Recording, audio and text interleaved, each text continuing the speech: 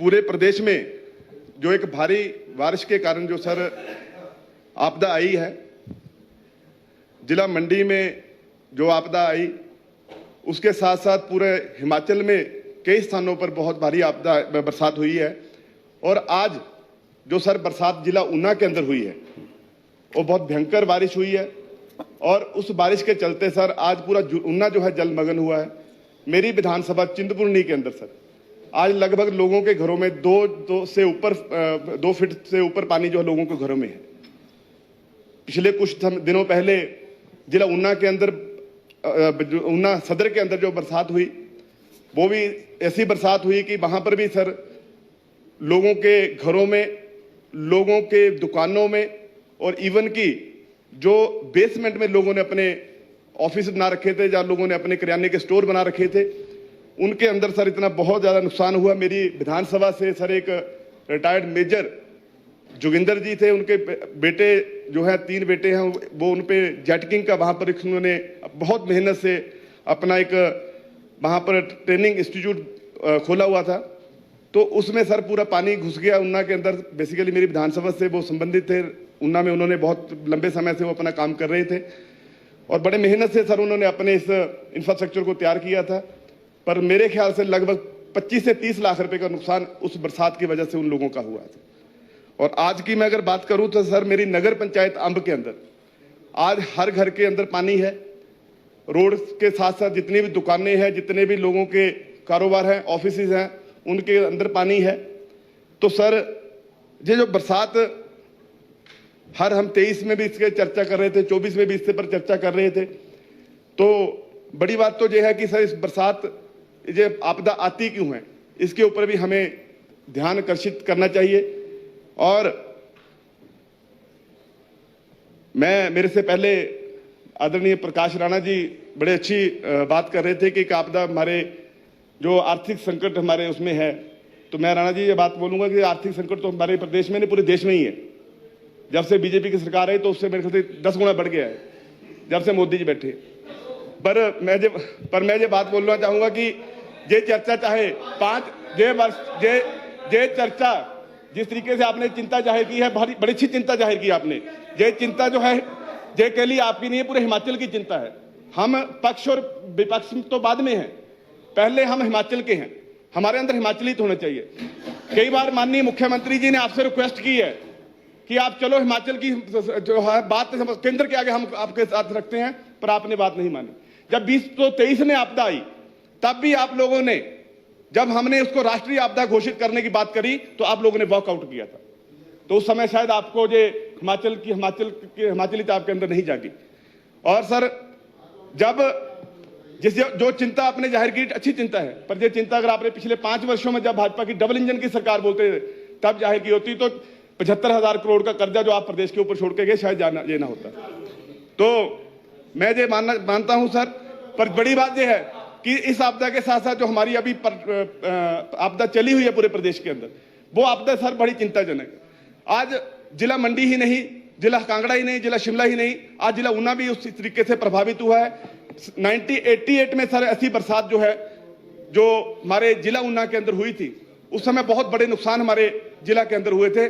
उसके बाद जो है इस 2025 में जो ऐसी ये बरसात हमें देखने को मिल रही है, ये एक बहुत चिंता का विषय है सर। हमारा प्लेन इलाका है, वहाँ के नदियां के किनारे जो लोग रहते हैं। और एक चीज सर मैं अपने सदन के माध्यम से मैं धन्यवाद करना चाहूंगा अपनी सरकार का। उस समय के हमारे स्वर्गीय राजा वीरभद्र सिंह जी हमारे मुख्यमंत्री थे, केंद्र में हमारे मनमोहन सिंह जी हमारे प्रधानमंत्री से। तो एक स्वां का जो तटीकरण जो है, करोड़ों रुपया जो उस समय स्वां के तटीकरण के लिए दिया, और आज अगर स्वां का वो तटीकरण ना होता सर तो आज पता नहीं कितने लोगों का जो है पैसा, कितना नुकसान जो सर उस समय हमारे प्रदेश को होता सर। तो मैं एक सोच जो है हमारी कांग्रेस की सरकार की सोच की मैं ये बात करता हूं। तो सर आज के समय में सर आपदा ही थी, अगर वो ना होता तो पता नहीं कितनी बड़ी भयंकर आपदा होनी थी। चलो मैं आ रहा हूं आपके ऊपर भी आ रहा हूं, चिंता मत करो।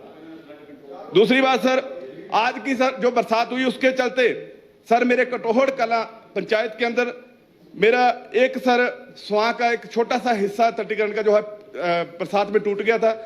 तो सर उसको हमने कुछ हमने टेम्परेरी उसका जो है हमने उसका प्रबंध किया, हमने उसको मिट्टी से उसके हमने दूसरी वगैरह लगा दी थी। पर मैं इस सदन के माध्यम से सर गुजारिश करूंगा कि अगर वो उसका तटीकरण नहीं हुआ, अगर उसकी वजह से सर हमारा तलवाड़ गांव, बदाऊं गांव जो आज भी पानी से भरा हुआ, अगर सर वो बांध जो टूट गया, जो तटीकरण ज्यादा से उसका नुकसान होगा, तो पूरी पंचायत जो है, बीजापुर पंचायत जो है खत्म हो जाएगी, उसमें तलवाड़ बदाऊं गांव जो है खत्म हो जाएंगे। तो मेरी इस माननीय सदन के माध्यम से मैं आपसे गुजारिश करूंगा कि उसके ऊपर जो है ध्यान दिया जाए।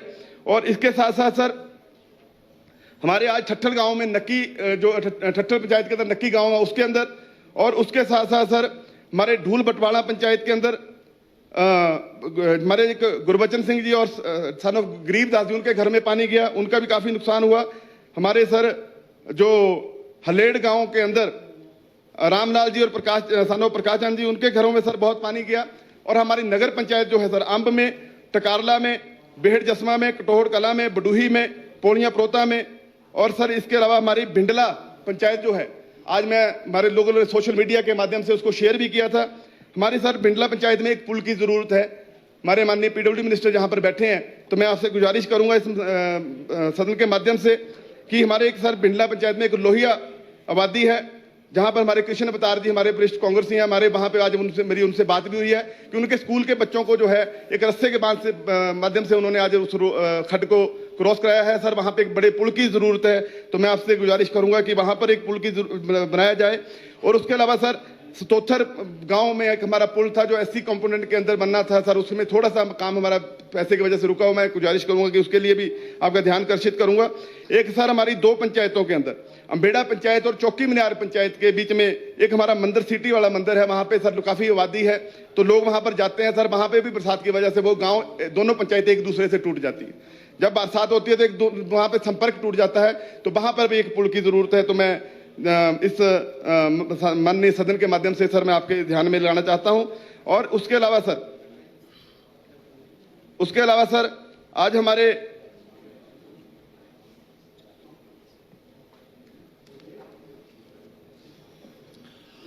हिमाचल के अंदर एक मिनट कितना समय लेंगे अभी आप? Sir 10 minute sir. 10 मिनट। अब इस माननीय सदन की बैठक 15 मिनट बढ़ाई जाती है 5:15 बजे तक। हमारे आपदा के चलते सर हमारे पूरे प्रदेश में 2023 से लेकर 2025 तक लगभग 1000 लोगों ने सर इसमें जान गंवाई है। तो मैं जो समझता हूं एक ऐसी बड़ी आपदा प्रदेश के अंदर आई है। केंद्र के सामने हमारी सरकार ने, माननीय मुख्यमंत्री जी ने कई बार प्रस्ताव रखा कि इसको राष्ट्रीय आपदा घोषित की जाए, तो आज तक केंद्र से कोई भी सर इस आपदा के चलते हमें कोई केंद्र से स्पेशल बजट नहीं मिला। तो मैं जो समझता हूं सर अभी हिमाचल की आपदा के साथ साथ उत्तराखंड में भी एक आपदा आई है।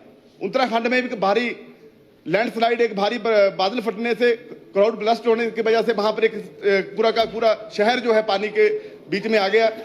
तो उसी समय हमारे गृह मंत्री श्री अमित शाह जी वहां पर पहुंचे और लगभग 1000 करोड़ का पैकेज जो है उत्तराखंड सरकार को दिया गया।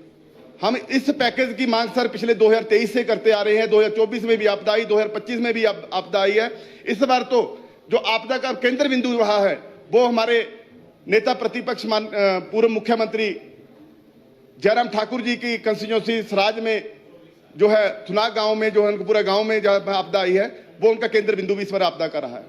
पर नेता प्रतिपक्ष जी खुद केंद्र, मैंने देखा, हमने सोशल मीडिया के माध्यम से या मीडिया के माध्यम से खुद केंद्रीय मंत्री से मिलने, प्रधानमंत्री जी से मिले, अमित शाह जी से भी शायद मिले, पर मुझे लगता है कि अगर आज तक उनकी सराज की कंस्टिट्यूंसी के लिए भी 1 रुपया केंद्र से नहीं आया। अगर इनका खुद का ये हाल है तो हमारा क्या ख्याल रखेंगे? तो मैं ये समझता हूं तो इनके ऊपर तो आस रखनी बेकार है। ये तो हमें खुद के लिए खुद के एफर्ट करने पड़ेंगे कि अगर वहां पर अगर 1000 करोड़ दिया गया है तो हमारे साथ जो सुतेला व्यवहार हिमाचल प्रदेश की सरकार के साथ किया जा रहा है, ये कहीं ना कहीं बहुत निंदनीय है सर। तो मैं समझता हूं कि माननीय मुख्यमंत्री जी, प्रदेश के सरकार के हमारे मुखिया है, वो सक्षम है कि इस आपदा से कैसे निपटना है।